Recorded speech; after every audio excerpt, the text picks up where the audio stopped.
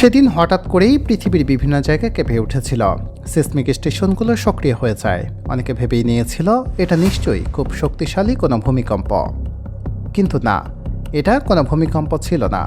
এটা ছিল উত্তর কোরিয়ার একটি পারমাণবিক বোমার বিস্ফোরণ, যার শক্তি ছিল হিরোশিমার বোমার চেয়েও প্রায় 10 গুণ বেশি।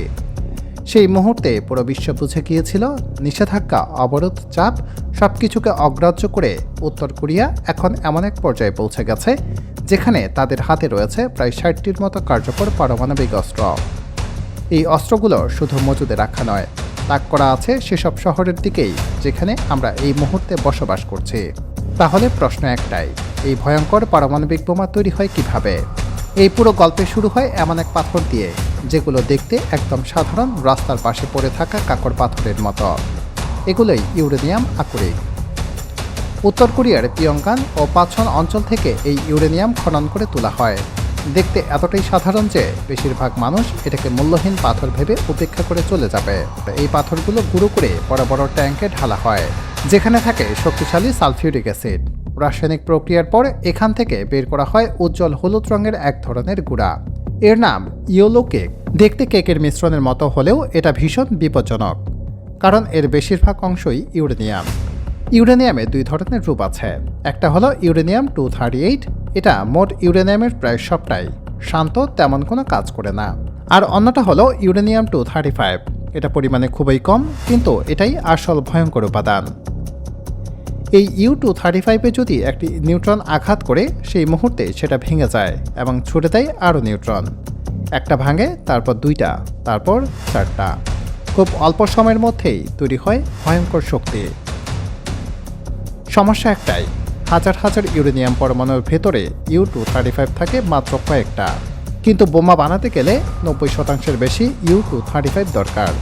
মানে যেন 99% আপেল আর 1% কমলা দিয়ে কমলার জুস বানানোর চেষ্টা। এই জায়গা থেকেই উত্তর কোরিয়ার আসল লড়াই শুরু হয়। তারা 2টা পথে কাজ করে। একদিকে তারা ইউরেনিয়াম আলাদা করে U-235 এর মাত্রা বাড়ায়, আর অন্যদিকে তারা একেবারে ভিন্ন পথে যায় প্লুটোনিয়াম তৈরি করে। এই কাজের মূল জায়গা ইয়ংবিয়ংয়ে একটি রিঅ্যাক্টর।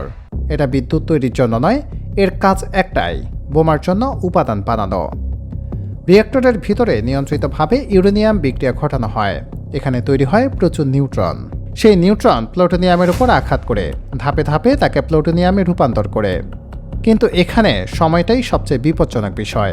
ফুয়েল রড খুব তাড়াতাড়ি তুললে প্লুটোনিয়াম ঠিকমতো তৈরি হয় না, আর বেশি সময় রাখলে তৈরি হয় অনির্ভরযোগ্য উপাদান, যা বোমাকে আগেই ফাটিয়ে দিতে পারে।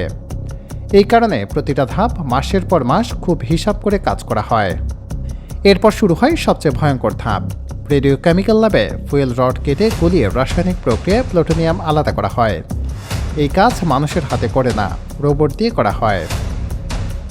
প্লুটোনিয়াম ছাড়াও উত্তর কোরিয়ায় ইউরেনিয়াম সমৃদ্ধ করার কাজ চালায়। ইয়েলো কেক থেকে তৈরি করা হয় এক ধরনের গ্যাস, যেটা সেন্ট্রিফিউজে ঘুরিয়ে আলাদা করে ভারী কণা আলাদা করা হয়।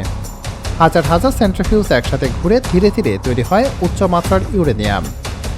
এভাবেই প্রতি বছর একাধিক বোমা বানানোর মতো উপাদান তৈরি হয়। এরপর আসে সবচেয়ে সূক্ষ্ম কাজ, বোমা বানানো। নিউক্লিয়ার ধাতুকে কেটে নিখুঁত আকার দেওয়া হয়। চারপাশে বসানো হয় বিশেষ বিস্ফোরক, যেগুলো একসাথে ফাটে 1 মাইক্রোসেকেন্ডের মধ্যেই। একটা ডেটোনেটর দেরি করলে পুরো বোমা ব্যর্থ হয়ে যায়। এই কারণেই পারমাণবিক অস্ত্র শুধু শক্তিশালী নয়, বরং নিখুঁত হওয়ার দাবি করে। শুরুর দিকে পরীক্ষায় উত্তর কোরিয়া ব্যর্থ হয়েছিল, বিশ্ব তখন হেঁটেছিল, কিন্তু তারা থেমে থাকেনি। বারবার পরীক্ষা করে ধীরে ধীরে শক্তি বাড়িয়েছে। আর 2017 সালে সেপ্টেম্বর মাসে তারা এমন এক বিস্ফোরণ ঘটায় যার শক্তি ছিল হিরোশিমার চেয়ে বহুগুণ বেশি। সেদিন পুরো পৃথিবী বুঝে যায় এই কর্মসূচি আর তত্ত্ব নয়, এটাই বাস্তব। কিন্তু অস্ত্র বানালেই সব শেষ নয়। সেটা যদি লক্ষ্যবস্তুতে পৌঁছাতে না পারে তাহলে সেটার কোনো মূল্য নেই। এই জায়গায় উত্তর কোরিয়া দূরপাল্লার ক্ষেপণাস্ত্র তৈরি করে, যেগুলো মহাদেশের উপরে পৌঁছাতে পারে। আর আরও ভয়ঙ্কর বিষয় হলো তারা সাবমেরিন থেকে নিক্ষেপযোগ্য পারমাণবিক ক্ষেপণাস্ত্র তৈরি করেছে, কারণ সাবমেরিন চোখে দেখা যায় না। এটাই সবচেয়ে বিপজ্জনক ক্ষমতা। আজকের হিসেবে উত্তর কোরিয়ার হাতে রয়েছে প্রায় 60টির কার্যকর পারমাণবিক অস্ত্র। সব নিষেধাজ্ঞা উপেক্ষা করে উত্তর কোরিয়া এখন পারমাণবিক শক্তিধর দেশগুলোর মধ্যে একটি।